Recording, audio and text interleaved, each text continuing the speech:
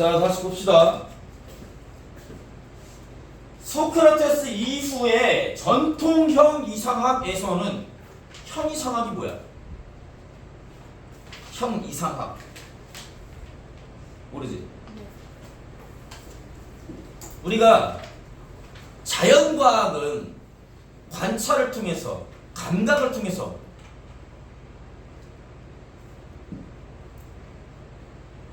연구가 이루어지지, 그치? 그러니까 자연과학 같은 경우는 직접적으로 다 실험을 해보고 관측을 하고 이런 식으로 지식을 넓혀가. 근데 형 이상학은 경험을 통해서 알 수 없는 것들을 어떤 직관이나 관념적인 그런 걸 통해서 깨닫는 거야. 예를 들어서 봐봐. 우주의 이치, 인간의 본성. 인간의 본성을 뭐 어떻게 할 거야? 비커에 뭐 계란에서 뭐 어떻게 할 거야? 뭐 보여? 안 보여. 이런 것들을 탐구하는 거야. 사랑은 무엇일까? 사랑이라는 게 눈에 보여? 우정은 무엇이지? 우정이 눈에 보이냐고. 그러니까 눈에 보이지 않는 이런 관념적인 것들을 우리가 추상적인 것이라고 하고 그 추상적인 것을 형 이상학적인 것이다 라고 생각하면 좀 편할 거야. 물론 완전 동의어는 아닌데 우리가 이제 고등학교 과정에서 배우는 형 이상학의 개념은 어떤 관념적이고 추상적인, 구체적이지 않은 그런 것들을 다루는 학문이다 정도로 이해하면 큰 어려움은 없어. 이해되지? 관념적이고 추상적인 학문이요. 관념적이고 추상적인 학문이요. 그러니까 관념적이고 추상적인 것들을 다루는 학문이 형 이상학이야. 그러니까 머릿속에서는 뭔가 알고 있지만 구체적으로 눈으로 보거나 만지거나 이렇게 감각할 수 없는 것들을 연구하는 것. 인간의 본성을 탐구하는 것 역시 형 이상학의 분야겠지. 우주의 이치를 탐구하려고 하는 것도 형 이상학의 분야일 거고. 물론 자연과학 같은 경우는 실험 관찰을 통해서 우주의 이치에 도달하려고 하겠지만 형 이상학자 같은 경우는 그런 방식으로는 도달하지 못할 거야 라고 주장을 하겠지. 무슨 말인지 알겠지? 자, 어쨌든 소크라테스 이후의 전통적인 형 이상학에서는 현실 세계를 불완전한 세계로 간주하고 보편적 진리로 이루어진 현실 너머의 세계를 참된 세계라고 여겼다. 여기까지 이렇게 하는 거야. 이해돼? 네.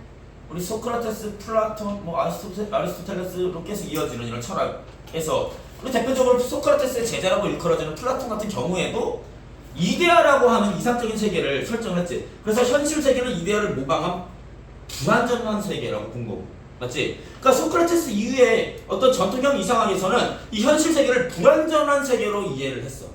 맞죠? 그래서 보편적인 진리라는 건 보편적 진리라는 건 야, 너네 진리라는 게 어떨 땐 이렇고 저떨 땐 이래. 계속 시간에 따라서 공간에 따라서 상황에 따라서 바뀐다면 그게 진리야? 진리라는 것은 시간과 공간과 상황에 전혀 상관없이 언제나 옳아야 해. 그래서 불변의 절대적인 존재가 진리야. 그게 보편적 진리야. 그런데 이 현실 세계는 너무나도 가변적인 세계잖아? 그러니까 이 현실 세계에서 보편적인 진리는 찾을 수가 없어라고 생각했나 봐. 그래서 이런 보편적인 진리는 이 현실 세계 너머에 어떤 곳에 있다라고 생각했나 봐. 그리고 그 보편적인 진리가 있는 현실 세계 너머의 어떤 그 세계를 참된 세계라고 여겼나 봐. 여기까지 이제 안 돼. 이해돼?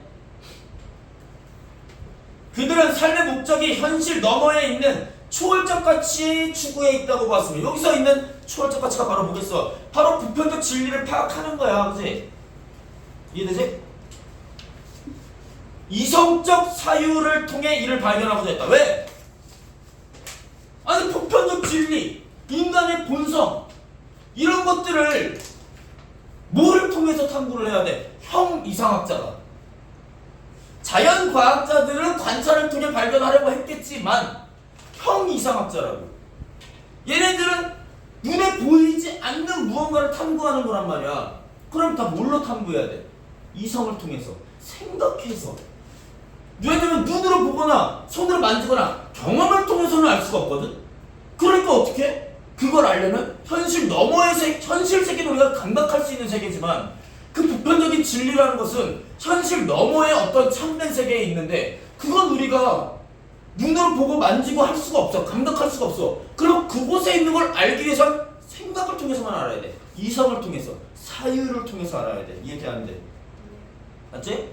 그렇다고 주장을 한대. 여기까지 됐어? 이것은 삶의 외부에 있는 절대적 가치를 토대로 삶의 의미를 찾고자 하는 사유 방식이었다. 여기까지 돼야 돼. 네? 자, 별 얘기 없어.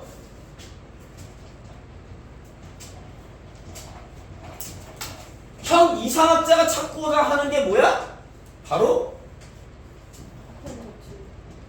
보편적 진리. 그치? 형 이상학이라는 게 이런 진리, 사랑, 우정, 본성 이렇게 눈에 보이지 않는 것을 탐구하는 학문이야. 그치? 그렇기 때문에 관찰을 통해서는 알 수 없다고? 자, 형 이상학자가 생각하기에 어때?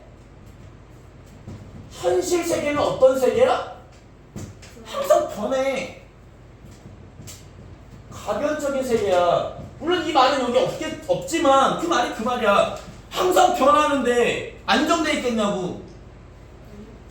절대적인 것은 변하지 않는 거야. 절대적인 게 변하면 안 돼. 근데 현실 세계는 가변적인 세계야. 그렇기 때문에 불완전한 세계야. 불완전하기 때문에 불안정하겠지. 맞지? 불안정하니까 당연히 불안정할 거야. 그치? 그러면 이 세계의 이치를 담은 보편적 진리가 요딴 세계에 있겠냐고. 없지. 그러면 이 세계, 현실 세계 너머에 거기가 구체적으로 어떤 세계인지는 몰라. 그치? 뭐 어떤 종교적으로 접근하는 사람은 뭐 하나님을 믿는 사람은 뭐 천당이라고 생각할 수도 있는 거고, 불교를 믿는 사람은 뭐 서방 정토라고 생각할 수도 있는 거고, 옛날에 플라톤은 이데아라고 생각을 했잖아? 뭔지 정확히 모르겠지만 어쨌든 형 이상학자들은 공통적으로 이 현실 세계 너머에 어떤 참된 세계가 있다고 생각을 했대. 이 참된 세계는 불변의 세계겠지, 안정된 세계겠지, 완전한 세계겠지, 그곳에 이게 있겠지. 근데 이거를 알려면 어떻게 해야 돼? 현실 세계는 우리가 감각의 세계예요. 경험의 세계예요. 그치? 그래서 현실 세계의 것을 알려면은 경험하고 감각해서 알 수 있어. 그렇지만 이 세계의 것은 우리가 지금 살고 있는 세계가 아닌데 어떻게 눈에 보이지도 않는데. 그치? 그래서 뭘 통해서 알아야 돼? 이성을 통해서 알아야 돼. 생각을 해야 돼. 사유를 해야 돼. 그래서 이걸 굉장히 중시해야겠다 이거야. 왜? 이걸 찾는 게 궁극적인 목표니까. 이해돼 안 돼? 그지? 바로 이 점에 아닌데 반기를 든 철학자가 니체래. 그럼 니체는 얘한테 반발을 한 거야. 맞지?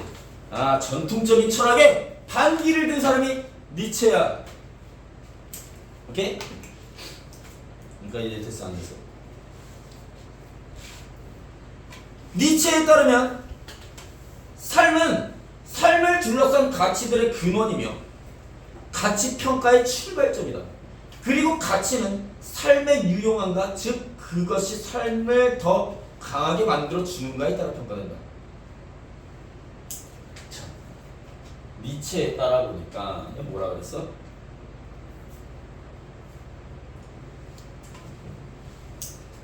삶이라는 것은 그 삶의 주변을 둘러싼 가치들이 있을 거 아니야?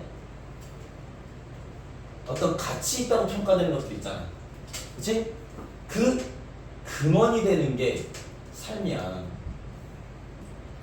오케이? 그럼 삶이라는 게 굉장히 중요하네. 여기서부터 차이가 나. 형 이상학자들은 지금 우리가 삶을 어디서 살고 있지? 현실 세계에서 살고 있지. 근데 이 현실 세계를 참 가짜 세계, 불완전한 세계. 우리가 추구해야 될 것은 이 현실 세계 너머의 세계. 그치? 그럼 그 현실 세계를 그렇게 중요하지 않게 생각하면. 그치? 그래서 항상 내세를 중시 여기면서 죽은 이후에 뭐 상은 신을 숭배하고 막 했단 말이야. 근데 니체는 이 삶 자체를 중시 여겼어. 맞지? 이해되지? 그리고 가치라는 것은 이 가치는 곧 삶의 유용한가로 평가가 된 거야.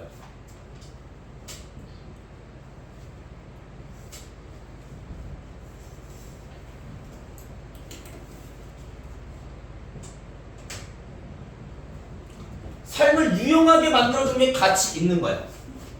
그러니까 이래. 네. 그런데 전통적인 형 이상학은 도덕적 선이라는 절대적 가치를 삶의 궁극적인 목적으로 여기고 이에 따라 삶의 개별적 삶을 재단하려 했다. 자, 형 이상학자들이 말하는 이 보편적 진리 바로 어떤 절대선, 그지? 도덕적 선.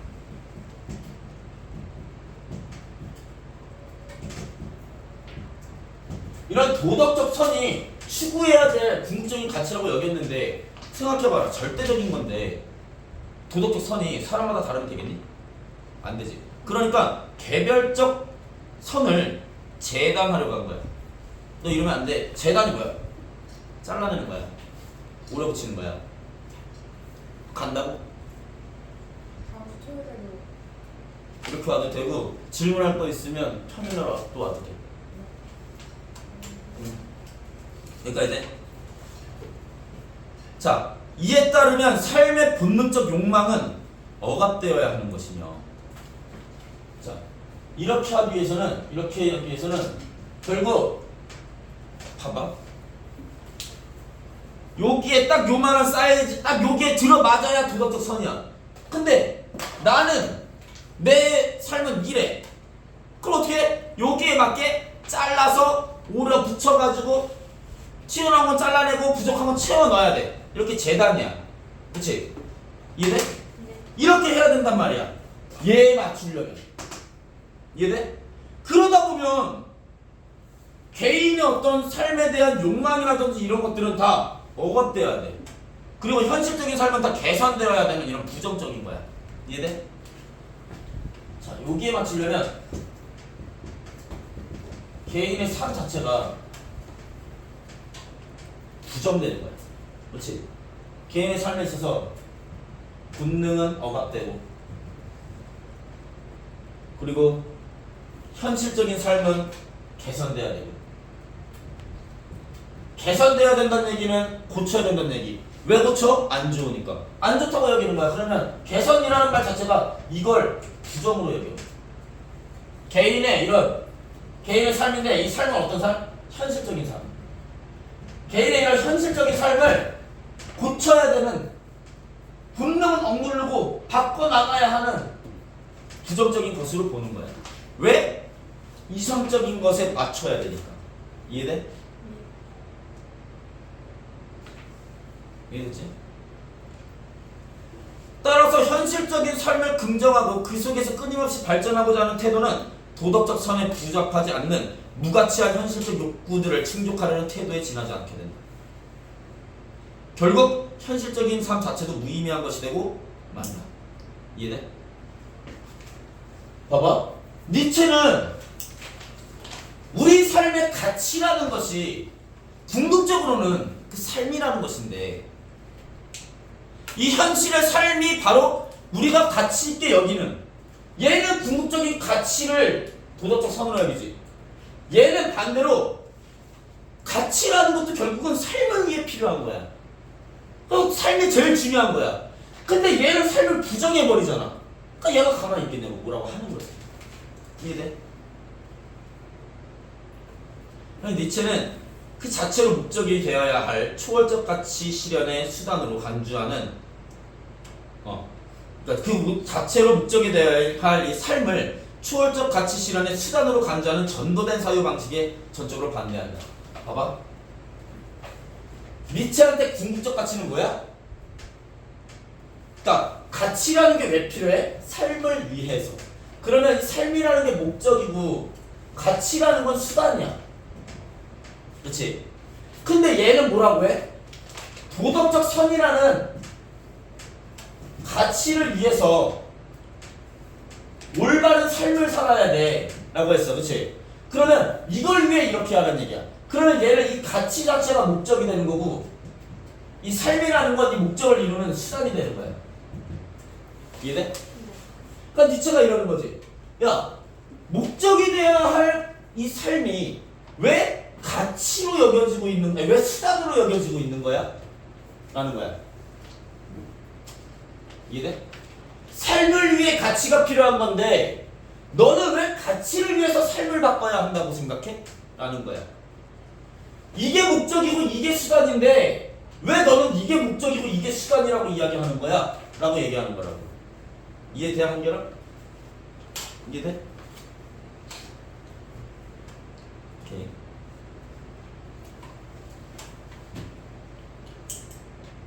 니체는 전통형 이성학의 도덕 가치를 좇으며 노예로 살아가는 대신, 그러니까 전통적인 형 이성학의 도덕 가치를 따르면서 노예처럼 살아가는 대신 각자가 자기 삶의 주인으로서 스스로의 삶을 살아갈 것을 강조한다.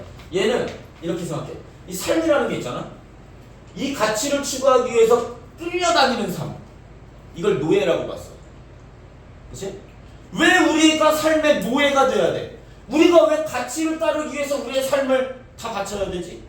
이건 노예와 다름없잖아. 이 가치에 우리의 삶이 그냥 강제로 끌려다니고 있어. 이게 노예잖아. 그렇게 하면 안 돼. 우리 스스로가 삶의 주인이 돼야지 라고 얘기하는 거야. 이해돼? 그러기 위해서는 끊임없이 무언가를 넘어서고 더 높은 곳으로 나아가고자 하는 욕망, 즉 힘의 의지가 필요하다고 봤다. 자, 얘는 뭐라고 얘기해? 노예 같은 삶이 있고 주인이 되는 삶이 있는데 이렇게 살면 되겠어? 안 돼. 얘는 뭐야? 이 노예 같은 삶은 가치에 삶이 끌려가는 거야. 이게 목적이 되고 이게 수단이 되는. 그치? 이게 노예 같은 삶이야. 이걸 얘는 부정으로 여겼어. 그러면 우리는 우리 삶의 주인이 돼야 돼.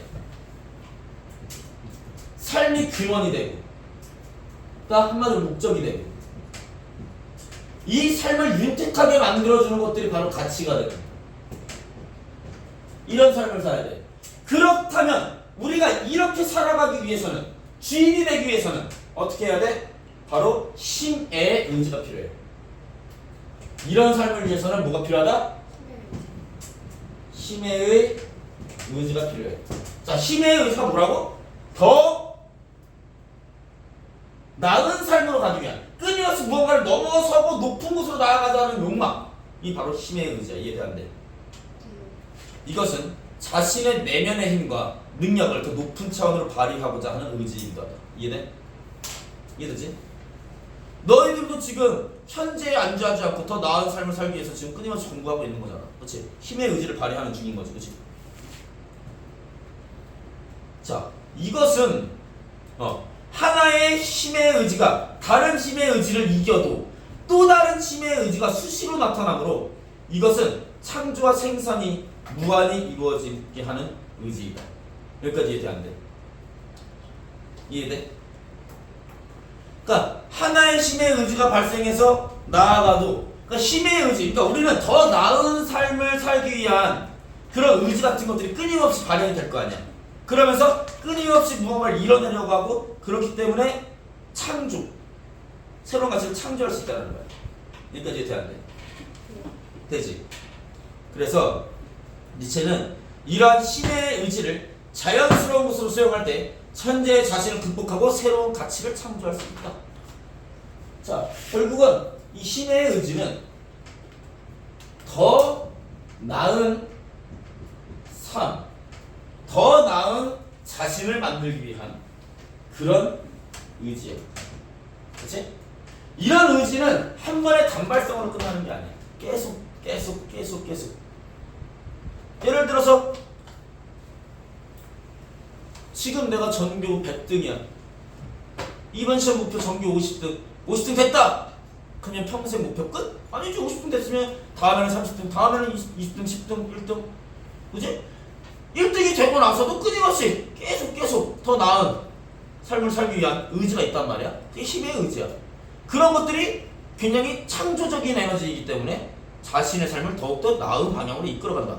그러면 내 삶이라는 게 어딘가에 이끌려가는 것이 아니라 내 의지로 삶을 나은 방향으로 발전시켜가는 거지. 이게 주인이잖아. 삶의 주인. 내 삶이 무언가에 강제로 끌려가는 게 아니라 내 의지로 삶을 낫게 만들어가고 있는 거니까 내 삶의 주인이 바로 나인 거지. 이렇게 되는 건데. 여기까지 해주세요. 자, 니체에 따르면 삶을 긍정하고 상승시키고자 하는 이 강자들은 삶의 유용한 가치들을 끊임없이 추구한다. 이해돼? 강자가 있대. 강자가 있고 약자가 있겠지. 생각을 해봐. 누가 강자겠어? 이런 애들이 강자지. 이런 애들이 강자가 되지 않겠어? 뭐 힘이 세서 강자겠어? 아니지. 자신의 삶의 주인이 됐으면 강자지. 맞지? 이런 강자들은 삶의 유용한 가치들을 끊임없이 추구한다. 이해돼? 이 가치들이 삶을 유용하게 만드는 거잖아. 이 가치들을 추구하면 추구할수록 내 삶이 유용해지는 거야. 실질적으로. 각각의 삶이 자신의 상승을 위해 힘의 의지를 중심으로 경합하기도 하는데 이때 필요한 것이 악은, 즉 경쟁이다. 이해돼? 그러니까 가치라는 것은 가치 충돌이 있을 수도 있어. 맞지? 그 가치 충돌이 일어났을 때, 그러니까 A라는 가치도 내 삶을 낫게 만드는 가치고 B라는 가치도 내 삶을 낫게 만드는 가치인데 A와 B를 동시에 할 수 없고 충돌하는 경우도 있잖아. 맞지? 이랬을 때 필요한 게 뭐다? 아군. 아군이 되면 힘의 의지끼리 경쟁을 하게 돼. 이것은 자신과 동등하거나 자신보다 뛰어난 사람을 넘어서려고 하는 것으로 자신이 가진 힘의 크기를 확인하고 더 상승시키기 위해 필요한 과정이다. 아하. 여기서는 뭐냐면 다시 내가 가진 A 의지, B 의지가 충돌하는 게 아니야. 무슨 말이냐면 나도 전교 1등이 되고 싶고 얘도 전교 1등이 되고 싶어. 그러면 전교 1등은 한 명밖에 없는데? 그럼 충돌할 수밖에 없어. 이게 그러면 이때 필요한 게 뭐다? 아군. 오케이? 나보다 동등하거나 아니면 나보다 뛰어난 사람을 넘어서려고 하는 것. 이게 바로 아군 경쟁이야. 이해돼? 자신이 가진 힘의 크기를 확인하고 더 상승시키기 위해 필요한 과정이다. 그렇게 아군의 궁극적인 목적은 경쟁자의 제압이 아니라 자신의 성장이다. 이해돼? 그러니까 아군이라는 게 경쟁인데 경쟁이 왜 필요해? 내가 이 새끼 조지려고? 내가 얘 조지려면 이렇게 해도 되겠네? 시험 당일날 사람 시켜서 차로 쳐버렸어. 아싸 전교 1등. 이건 아니야. 경쟁자를 배제함으로써 해함으로써 목표를 달성하는 게 아니야. 왜냐면 이것의 목적은 내 삶을 나은 방향으로 한 단계 성숙시키고 발전시키는 데 목적이 있기 때문에 긍정적인 방향으로 가야 돼. 무슨 말인지 알겠지? 이런 과정을 통해서 더욱더 상승 에너지가 생길 수 있다는 거. 자신이 뛰어넘고자 하는 강자는 자신을 자극하고 발전시키는 선의의 파트너가 된다. 이해되는데? 맞지? 상대를 이기고자 하는 데서 오는 고통이 클수록 상대가 강하다는 뜻이며 이때 고통은 오히려 성장의 원동력이 된다.